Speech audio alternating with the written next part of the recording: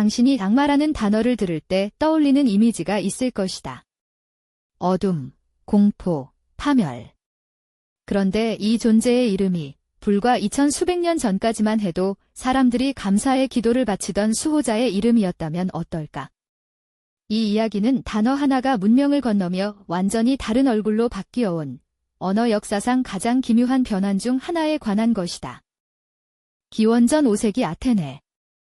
신전과 광장이 뒤섞인 이 도시에서 사람들은 보이지 않는 존재들의 세계를 삶의 일부로 자연스럽게 받아들였다. 그들이 다이몬이라고 부른 것은 신도 인간도 아닌 그 사이 어딘가에 속하는 존재였다. 두려움의 대상이 아니라 삶의 길을 안내하는 보이지 않는 동반자에 가까운 개념이었던 것으로 추정된다.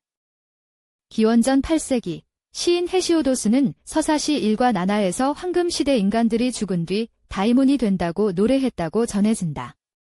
그들은 대지를 조용히 떠돌며 인간들을 지켜보고 정의를 수호하는 존재로 묘사됐다. 다이몬은 죽은 영웅의 영혼이 승화된 형태, 일종의 중간신성으로 이해됐다고 알려져 있다. 철학자 소크라테스는 자신의 내면에서 늘 무언가가 속삭인다고 고백했다.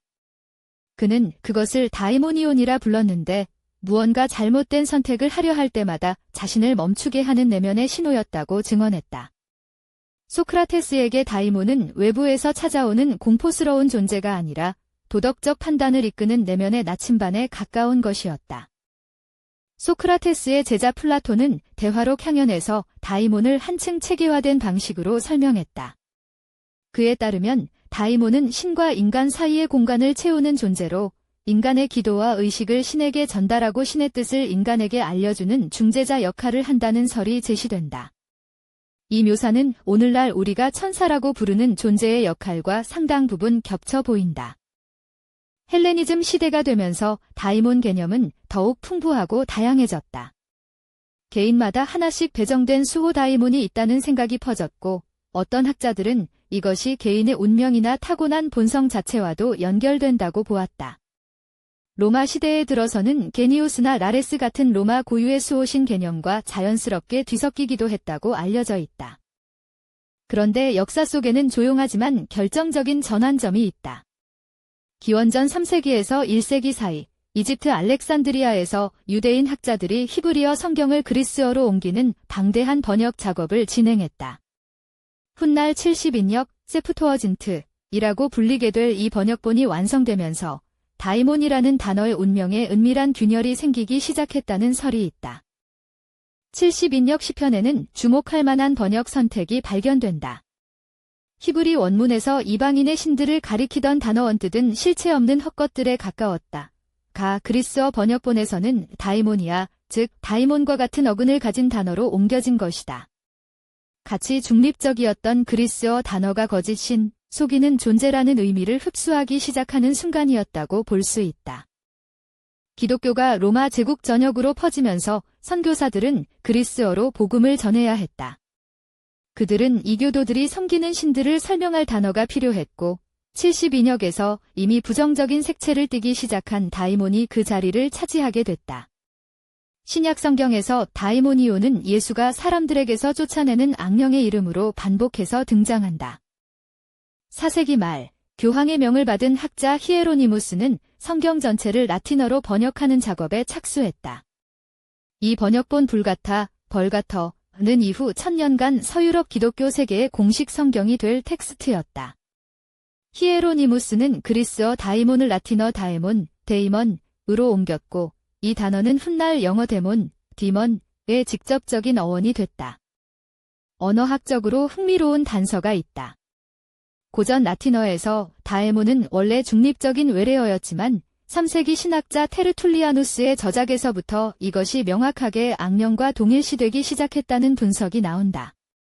이교도의 모든 신들이 타락한 다에몬에 지나지 않는다는 주장이 반복되면서 이 무렵부터 단어의 의미가 급격하고 일방향적으로 굳어졌다는 시각이 있다.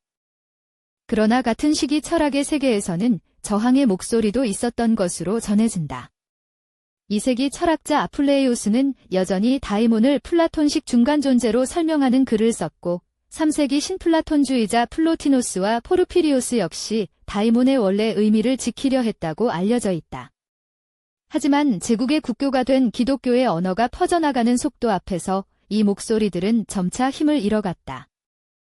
학자들이 제시하는 첫 번째 가설은 의도적 제정이다. 이 기독교 공동체가 이교 신앙과 경쟁하는 과정에서 상대방이 숭배하는 존재들을 악령으로 규정하는 것이 선교 전략으로서 효과적이었다는 주장이다. 이 시각에 따르면 다이몬의 의미 변화는 우연이 아니라 새로운 문명 질서를 구축하려는 종교적 언어적 재편의 결과였을 수 있다는 설이 있다. 그러나 이 가설에 대한 반론도 만만치 않다. 72역이 번역될 당시 기독교는 아직 존재하지도 않았으며 유대교 번역자들이 이방신들을 부정적으로 묘사한 것은 당시 종교적 맥락에서 자연스러운 표현이었을 수 있다는 지적이 있다. 또한 히에로니무스가 번역 과정에서 특정 의도를 갖고 단어의 의미를 왜곡했다는 직접적인 문헌 증거는 아직 발견되지 않은 상태다. 두 번째 가설은 자연스러운 의미 이동이다. 어떤 언어에서든 단어의 의미는 시대와 맥락에 따라 서서히 달라진다는 것이 언어학의 상식이다. 다이몬이라는 단어가 선과 악을 엄격히 구분하는 새로운 문화권으로 흡수되면서 그 이분법 안에서 자신의 자리를 찾아간 자연스러운 결과가 데몬이었다는 설명이 있다. 그러나 이 가설 역시 완전하지 않다. 만약 의미 변화가 그토록 자연스러운 것이었다면 그리스 로마 철학 전통 안에서 수백 년간 유지되어 온 중립적 다이몬 개념이 이토록 짧은 기간 안에 흔적도 없이 소멸한 이유를 설명하기 어렵다는 비판이 있다. 언어학자들은 이 변화의 속도가 일반적인 자연적 의미 이동과 비교했을 때 이례적으로 빠르다는 점을 지적하기도 한다.